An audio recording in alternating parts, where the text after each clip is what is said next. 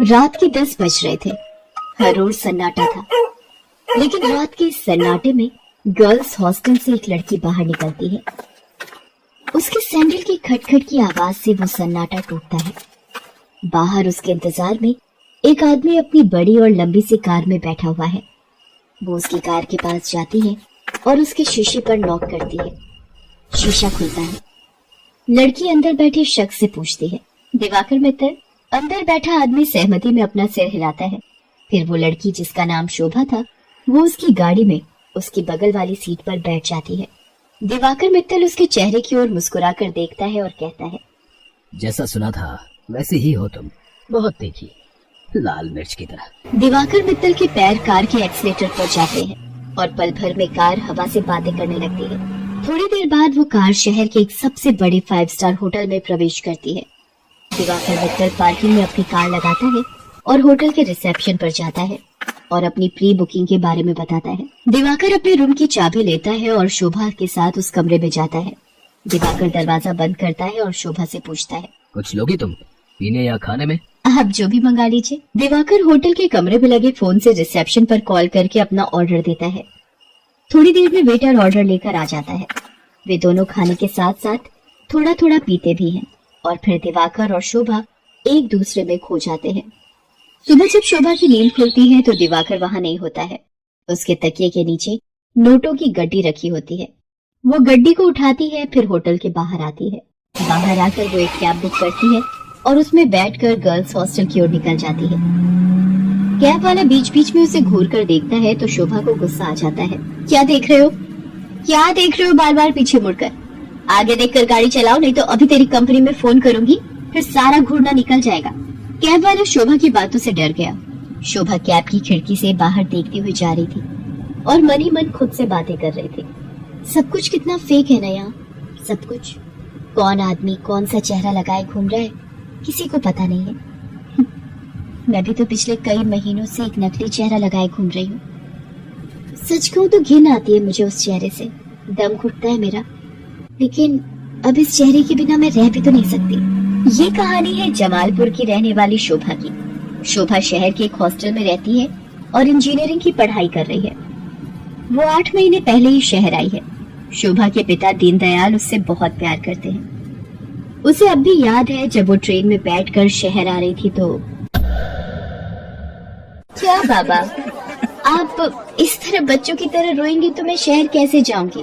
क्या कहूँ शोभा, 5 बरस की थी तू जब तेरी अम्मा तुझे गोद में डालकर हमेशा के लिए हम सबको छोड़कर चली गई। तब से तुझे ही देखकर जिया है। जानती हूँ बाबा।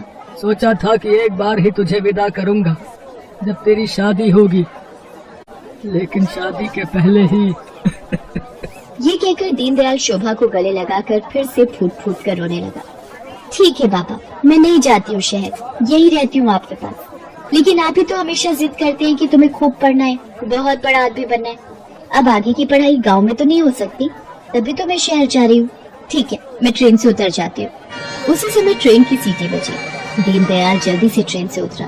ट्रेन ने कुछ ही देर में रफ्तार पकड़ ली। शोभा ट्रेन से आगे निकलती गई और दीनदयाल पीछे छूट गया। शहर में शोभा गर्ल्स हॉस्टल में रहने लगी और अपनी पढ़ाई करने लगी। उसकी रूम पार्टनर थी रेखा। रेखा का बैकग्राउंड भी शोभा की तरह ही था। उसके पिता नहीं थे। उसकी माँ दूसरों के खेतों में काम करती थी। बहुत कठिनाई से गुजर बसर होता था। एक दिन की बात है, शोभा कमरे की सफाई कर रही थी तो उसे रेखा के तकिए के नीचे से नोटों की गड्डी मिली। इतने सारे पैसे, ये यहाँ कैसे आए? रेखा उस समय नहा रही थी।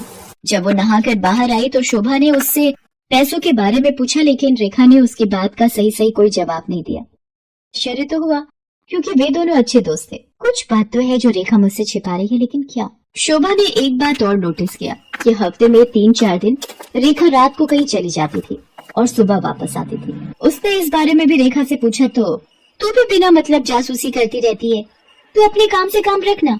मैं कहाँ जाती हूँ, क्यों जाती हूँ, हर चीज का हिसाब देना जरूरी है क्या? ये जरूरी तो नहीं, लेकिन कल को हॉस्टल की वार्डन को पता लग गया कि तुम रात रात भर बाहर रहती हो तो क्या होगा? तुझे पता है ना वो कितनी स्ट्रिक्ट है। तो उसकी फिक्र मत कर, मैं संभाल लूंगी उन्हें। धीरे धीरे शोभा ने रेखा की लाइफस्टाइल में बहुत तब्दीली देखी। वो महंगे से महंगे कपड़े और जूते खरीदती, लेटेस्ट मोबाइल फोन रखती। उसका जब जो मन करता वो करती। शोभा उसकी लाइफस्टाइल से बहुत प्रभावित हो गई। शोभा ने बचपन से अब तक गरीबी ही देखी थी, इसलिए उसका भी मन करता कि वो भी नए कपड़े खरीदे, महंगे मोबाइल रखे, उसका जो मन करे वो कर सके। रेखा देख, मैं तुझसे ये नहीं पूछने वाली कि तू ऐसी रईसों वाली लाइफस्टाइल कैसे जीती है, लेकिन मैं भी तेरी तरह जीना चाहती हूँ। मैं तंग आ गई हूँ एक एक पैसे के लिए तरसते हुए। पहले तो रेखा टाल मटोल करती रही, लेकिन फिर उसने सच्चाई बता दी कि वो एक कॉल गर्ल का काम करती है। उसकी बातों को सुनकर शोभा शॉक्ड रह गई और उसने कहा कि अगर ये बात वार्डन को पता लग गई तो बड़ी भोली है रे शोभा। हॉस्टल के वार्डन को सब पता है, वही तो हमें दबाव डालकर भेजती है लोगों के पास। वार्डन की सारी सच्चाई जानकर शोभा एक बार फिर से चौंक गई। रेखा ने उसे ये भी बताया कि हॉस्टल की कुछ और लड़कियां ये काम करती हैं। शोभा को ये सब सुनकर अजीब तो लगा, लेकिन बेहतर लाइफस्टाइल के चक्कर में वो अपने सम्मान का सौदा करने के लिए तैयार हो। मैं इस गंदे दलदल में फंस गई हूँ। हालांकि इस दलदल ने मुझे बहुत सारी वो चीजें दी जिसके लिए मैं तरसती थी, लेकिन मैंने अपनी मासूमियत खो दी है, मैंने अपनी शांति खो दी है, मैंने अपनी पवित्रता खो दी है। बाबा को कितनी उम्मीद थी मुझसे, और मैं क्या करने लगी मैं। शोभा की आंखें भीग गई थी। वो अब ये काम नहीं करना चाहती थी, लेकिन हॉस्टल की वार्डन उस पर बार बार दबाव डाल रही थी। देख शोभा, जल में रहकर मगर से बैर मत कर, और हाँ, ये सती सावित्री बनने का नाटक छोड़ और जो बोलती हूँ वो कर। शोभा ने वार्डन को फिर से इनकार कर दिया। गुस्से में वार्डन ने उससे कहा, देख शोभा, तेरा इनकार तेरे भविष्य के सारे रास्ते बंद कर देगा। मेरी एक शिकायत पर कॉलेज से भी तुझे निकाल दिया जाएगा, और तुझे मैं इतना बदनाम करवा दूंगी कि इस शहर तो क्या, तू कहीं भी किसी को मुंह दिखाने के लायक नहीं रहेगी। शोभा उस रात हॉस्टल से निकली तो जरूर, लेकिन उसने कुछ तय कर लिया था। वो हॉस्टल से निकलकर सीधा पुलिस स्टेशन पहुंची और इंस्पेक्टर नाज़नीन को हॉस्टल और वार्डन की सारी सच्चाई बता दी। शोभा की बात सुनकर नाज़नीन शॉक्ड रह गई। शर्म आ रही है मुझे तुम पर और उन सभी लड़कियों पर जो अच्छी लाइफस्टाइल के चक्कर में शॉर्टकट अपनाती हैं और अपने सम्मान का सौदा करती हैं, और तुम जैसे मासूम लोगों का फायदा तुम्हारी वार्डन जैसे लोग उठाते हैं। मुझसे बहुत बड़ी गलती हो गई इंस्पेक्टर नाज़नीन। मुझे खुशी है कि तुम्हें अपनी गलती का एहसास तो हुआ, लेकिन ये गलती कोई और ना करे और तुम्हारी वार्डन किसी और का फायदा ना उठाए। इसके लिए इस पूरे रैकेट को तोड़ना पड़ेगा। इंस्पेक्टर नाज़नीन ने वार्डन को गिरफ्तार कर लिया और उसे जेल भेज दिया। जिस वार्डन पर लड़कियों की सुरक्षा की जिम्मेदारी थी, वो उनका सौदा करने लगी थी। इस बात को सुनकर पूरा शहर सन्न रह गया। आज शोभा इंजीनियरिंग के लास्ट ईयर में है और वो बहुत ही मेहनत से अपनी पढ़ाई कर रही है।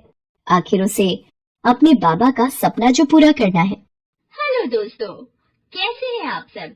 हमारी कहानियाँ देखने के लिए हमारे चैनल को सब्सक्राइब कीजिए और हाँ, बेल आइकॉन पर क्लिक करना मत भूलिएगा।